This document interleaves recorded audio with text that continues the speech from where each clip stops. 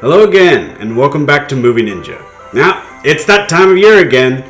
The holidays, aka Christmas, aka on occasion December. And we all have those classics that we all like to revisit. The things that, we grew up with and we cherish and whatnot when it comes to our media consumption. But after the 1,000th time that Santa Claus does in fact get to, deliver presents, okay, it's been done. Okay, you kind of feel it. Don't get me wrong. I'm not a Grinch. I'm not a Scrooge type. It's like, okay, I'm not gonna pretend that I've outgrown my old favorites. But every now and then, you want something new. You want something a little bit different. Maybe something with a little bit of tension. And one of these films is Trapped in Paradise. Now, Trapped in Paradise focuses on three brothers. The Firpo brothers, being played by Nicolas Cage, Jon Lovitz, and Dana Carvey. Now, Nicolas Cage is the eldest of the brothers, or at least he acts like the eldest of the brothers, and he tries his best to stay out on the straight and narrow, unlike his two siblings who have been incarcerated for an undisclosed number of years because they just got caught doing really obvious crimes in really stupid ways. But Nick, especially since it's obvious that he's the only one supporting their mother, mother played by Florence Stanley. I totally knew that, and I didn't need any reference. Anyways, I'm sorry, Santa. I fibbed. Anyways, Nicolas Cage is trying to stay on the straight and narrow, if only for his own sake, but for the sake of his mother. But because of a new program that the state penitentiary has opened up, his two brothers get released early from their sentence. Well, it's parole. It's not a full, they're not off the hook, not nearly, but they're paroled, and so now he has to also be responsible for himself as well as his brothers. And it's clear that on a daily basis, Nicolas Cage faces ongoing temptation. And his other brothers, his brother played by Jon Lovitz, has been clinically diagnosed as a pathological liar. And his other brother played by Dana Carvey has been formally diagnosed as a kleptomaniac. So, nature versus nurture, okay, I don't want to make any judgments about the character, but they do show that he does have to try very, very, very hard to be just an honest citizen and just stay out of trouble. Because just that one temptation, just that one promise of something new and better, just easy money, that could just be enough to, take him off the straight and narrow and into full criminal livelihood. Well, during their time in prison, the other Firpo brothers have gotten they got this juicy tip on a ridiculously easy heist, theoretically, of course. Well, it seems that 5 minutes after they're paroled, it seems it's only going to take 5 minutes to get them back in the big house. And unfortunately, because of the trouble that they cause, once again, doing really obvious, stupid criminal acts, Nick has to whisk his brothers away. He's like, okay, well, we might as well go to this one place called Paradise, Pennsylvania. And Nicolas Cage is not fooled for anything for a second. Hey, why do you guys want me to go to Paradise, Pennsylvania? Oh, no reason. So they wind up in Paradise. Already, by the way. Already, they are breaking parole. Because they were incarcerated in New York, and under the conditions of their parole, they're not allowed to leave the state, obviously. So, anyways, it's like, well, okay, just until this stupid, robbing a five and dime shop, just until that blows over, maybe we could just visit this nice little town, Paradise. They have a Winterfest. Okay, that's a great selling point. So they visit Paradise and they get a quick. It's a what people imagine a small town to be like. Oh, they have the main street. They have the local festival that they have like every year and whatnot. You know, the Winterfest, and they're just taking in the small town sights. They visit a bank. You know, the town bank. And it is ridiculously vulnerable to robbery. And this is just enough. It's like once, and it's not a formal thing. Like they don't go in, well, at least Nicolas Cage doesn't. Nicolas Cage doesn't go into the bank expecting to, case it. You know? He doesn't go in there with the intention, I'm going to size this place up to fleece it later. But, once again, that ever-present temptation. It's just like, and he tells his brothers, man, if I just, if we just had the necessary supplies, if we just had, I don't know, like some ski masks or some other kind of disguise and maybe a firearm or two, we could pull this off. Like, ridiculously. Especially because on the day that they visit, the bank receives a very large deposit for $250,000. $250,000, almost no security, and if they play the cards right, which, if Nicolas Cage is running things, then yes, they're going to get away with it. Scot-free, New life. Totally new. Okay. And so, Nicolas Cage and his brothers, on Christmas Eve, they rob a small town bank of $250,000 in cold hard cash. Now, that's really okay because this is a very strong recommendation to see this. I will not say anything else. That being said, okay, you all are like I don't know you, but if you've seen any Christmas movie, that wasn't a slasher. Okay, maybe not any, but it's still a Christmas movie. So if I say anything beyond the point of the robbery, it'll just give like everything away. Just bearing in mind that this is not a film directed by David Cronenberg, Panos Cosmatos, Oz Perkins. Yeah, this okay. You'll see the signs like eventually the Christmas spirit, the spirit of fraternity, compassion, and love. Ideally, maybe you give these this criminal trio a little something to think about, and I'll let you all see it. I'll let you all see it to enjoy. Now, with regards to now that's the story. Now, with regards to the cast, this was a surprisingly solid cast. If you look up Trapped in Paradise, you're gonna see that it has a so-so average viewer rating. I think Metacritic or somewhere they have. It's a ridiculously a certain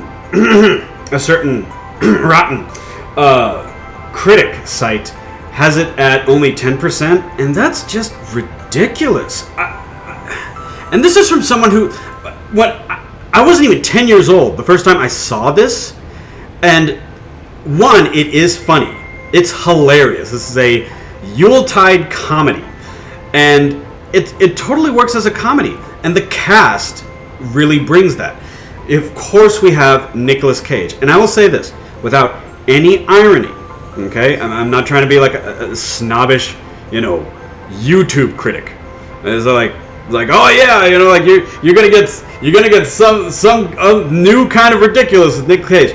I actually appreciate Nick Cage for the actor that he is. Some people say he has a weird energy because he's very intense all the time. And with that energy, it really just depends on the role that he has put in front of him. And then he can put in really good performances. When he has something really solid, and when he has that energy, and it's kind of a very unique Nick Cage energy. This is it's very cynical, it's very sarcastic, it's very bombastic, like more often than not. And I think that that's what kind of sets people off balance about Nicolas Cage. That and the fact that Nicolas Cage has this dip in his performance style. Like, he will bring everything to a 10 in an instant and then immediately go to a 1. What do I mean by like 10 and 1? Anybody who's ever done theater, anyone who's ever like, taken acting classes, you kind of like have a scale of about, traditionally it's 1 to 10, sometimes it's 1 to 5, depending on, like who's teaching the class or whatever. And, it's a way of gauging how you're going to perform a very specific scene. Now with Nicolas Cage, he has this really vibrant energy, really manic energy. But when it's not really like reined in, or when I think his directors don't really know how to work with that particular energy, that's where it kind of comes off as weird or off-putting. But once again, I say this without any notion of irony or sarcasm. Nicolas Cage is a good actor. Now, already, when you think about Nicolas Cage, you have a few scenes like in mind for yourself. He's like Vampire in New York, or New York Vampire, the one where he famously screams down the street, I'm a vampire, like 5 times at the top of his lungs.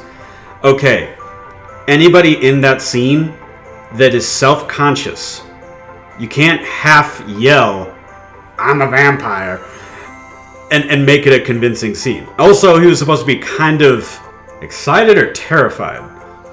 Sometimes Nick Cage is a little cryptic, but he will deliver on a scene, when he has that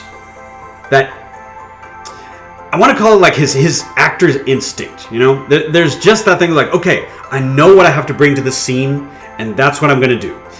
Or another scene that people says like, oh man, Nick Cage, he's a ridiculous actor. I mean, who could take this guy seriously? Is the Wicker Man remake, where at the very end of the film, spoilers for the Wicker Man remake, he's in a Nicolas Cage, and a cult pours bees on his head, and he screams. Well, once again, he screams, no, not the bees, in a way that only Nicolas Cage can. And the thing is, if you're even semi-conscious of what's going on in that scene, 99% of actors would say like you're gonna phone it in. It's like, oh, okay, they're gonna pour bees on me. They want me to take this seriously? What's going on here? But not Nick Cage. He will take an 11 because, like, okay, the scene is like, okay, I'm playing FBI agent or police officer. I forget. It's been a while, but and he has an allergy to bees, and so he says, not the bees, because it's a life or death situation. Not with the fact that, like, in general, it's an unpleasant thought that, oh wow, I'm gonna be stung to death. Just in general, people was like, oh yeah, I'd probably freak out about that. But the average actor would say like, oh, okay, this isn't a realistic scene. The special effects that they're going to use this is not really going to deliver anywhere close to a believable like ending scene. So it's those occasions where you need a Nicolas Cage. You need someone who is going to dedicate themselves to the part in the moment and just go all in. Now, the reason why people typically think of Nicolas Cage as kind of a weird is mostly because his really, really poor choice in movies. He'll kind of take anything. And I don't know if that speaks more to like his business sense regarding his own career, or just the fact that maybe he really likes doing what he does and getting paid really well to do it. Yeah, and the thing is, y'all, if he wasn't all about his career, then he wouldn't be, in this for the last almost 40 years. Because I can think of him from Raising Arizona all the way to Most recently, I believe it's Color of Space. I mean, it's like, as far as like films that I've seen, I know that he's probably done 10 films this year. Probably. I don't know. I can't be quoted on that. But there's no way that if he is making movie after movie after movie, that he doesn't like his job. No way.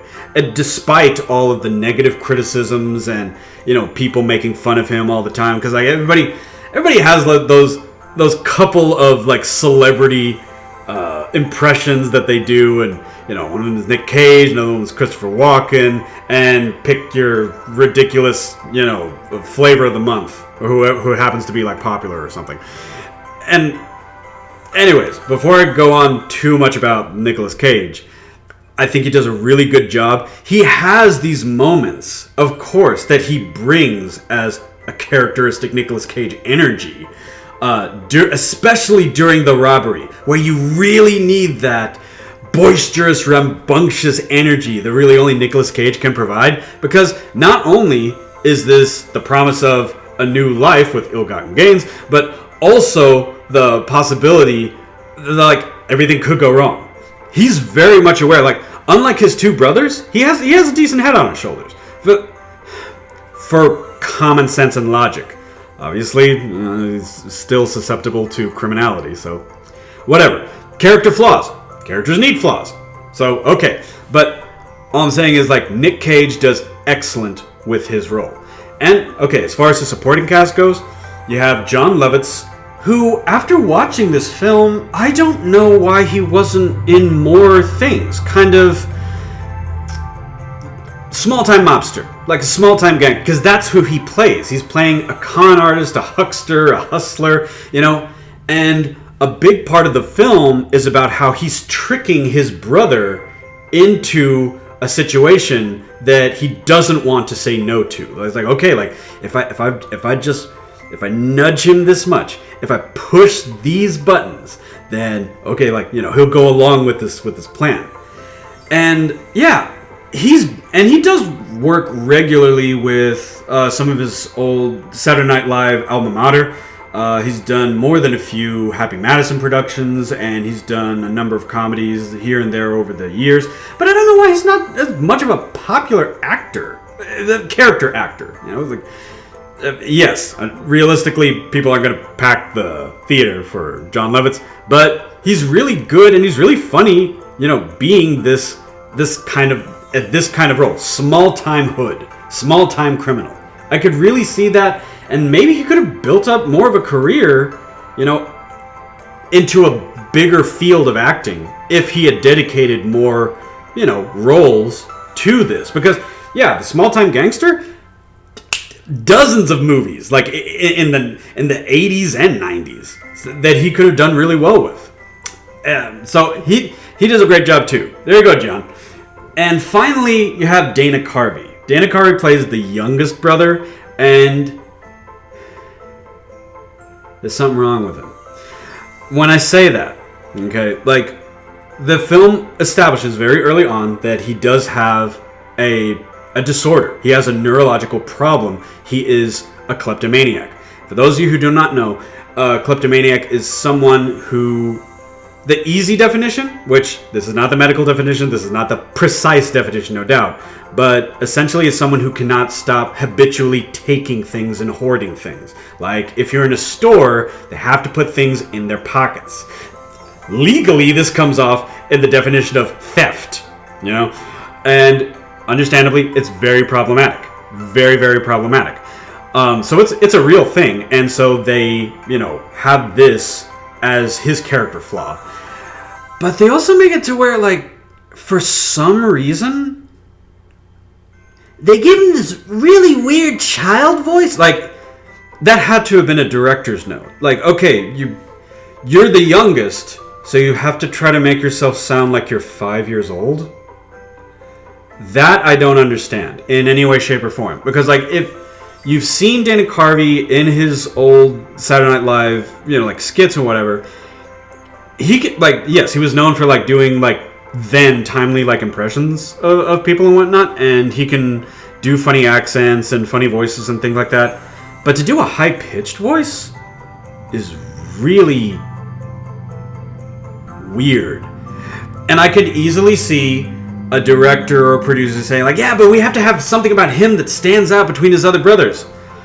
Maybe like being a kleptomaniac, where his other brothers have more self-control, and that's his gimmick, that's his crutch, you know? But no, we also have to have him do a weird high-pitched voice? And he's like that throughout the entire movie, except for like maybe 2 scenes. And it's tolerable. It's noticeable, and it is still annoying, but it's tolerable. Anyways, like, the meat of that character is also that he's very easily led. And he's easily led astray. Mostly by Jon Lovitz, of course. But the idea being, like, if he seems childlike, then he seems more innocent. Which, yeah, because there are times where he comes off as more sympathetic than the other two. Because he's like, hey, you tell... his character's name is Alvin.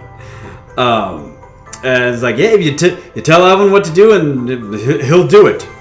Maybe, as long as if you don't stuff random things in your pocket, because you're gonna get us pinched for stealing toys out of cereal boxes in the Stop and Go. And as a comedy, it works. Like, I rubbed my forehead, like, because like you're planning a heist, and this is like someone who is clearly not all there. It's like, it works well because it's like a pyramid, a slanted pyramid of criminality. The one who has the greatest criminal potential, just because he has, some common sense and some logic, in his head, is Nicolas Cage. The second one, because he has the ambition and the criminal initiative, as Jon Lovitz. And lastly, Alvin, who he probably has a problem that probably could be solved with medication if they, looked into it. But it in the custody of his older brothers, no, it's probably not. His life will not be an honest life. Probably not. Lastly, there's their mother, and she plays like she's someone who as a woman who's had a hard life, loves their kid, like no matter how spoiled or rotten they are, loves her kids, and like no one can convince her otherwise. No one can. I'm gonna reference my non-existent notes once again here for a second for the actress's name. Florence. I think it's what. Florence Stanley. Florence Stanley plays like Edna, and in the role that she plays, it's 100% believable, but it's also no nonsense. No nonsense. And, she'll give it to you, like, verbally. Like, she'll cuss you out. Both barrels, point blank, time and time again, So, okay, the love for her children has blinded her to certain realities. But, okay, she no nonsense. No nonsense, and do not mess with mama. There we go. Like, she plays that very well. She's very down to earth. Very relatable. Like, there's at least 3 ladies that I've known in my life that remind me of Edna Furpo. So, anyways, that's my rundown. That's my recommendation for Trapped in Paradise. Not too well known. Could be holiday classic. If you look it up, do not believe this. Do not believe the critic sites. It's a good film. It's a good film, and it has a really good character balance in the actors and in the story, Now, there's a few things I'm leaving out because, once again, I don't want to give too much away. But there's a couple. There's a B plot. There's a C plot. The C plot involves like a romance, so it's even kind of like a holiday romance thing. But You know, so I mean, hey, icing on the cake if that's something that you enjoy, you know.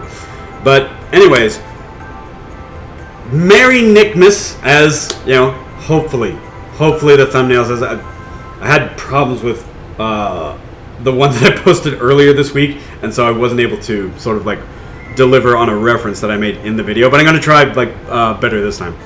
Anyways, this December I'm gonna catch up on. It's the season of giving. So I'm going to try to push out a few more videos per week. I'm not making any promises, not giving any exact numbers. And especially because during the holidays, time is scarce and hectic. So, but I'm going to try my best. I'm going to try my best to deliver recommendations for films and holiday specials, like TV, like stuff that you may not have been aware of, but you know, if you give it a chance, you never know. They could become new classics for you or your friends and family. So, anyways, thank you once again. If you have made it to the end of this, you are a champ. Yep, give it right there. 5. So, I appreciate it. Please if you like the video, like it. Please subscribe to help the channel grow. And yeah, thank you for visiting Movie Ninja during the inaugural Christmas video. This is the first one, so hopefully it'll be the first in several down the line. So we'll see how everything goes. And once again, like and subscribe, please. And I'll talk to you later. This has been Movie Ninja.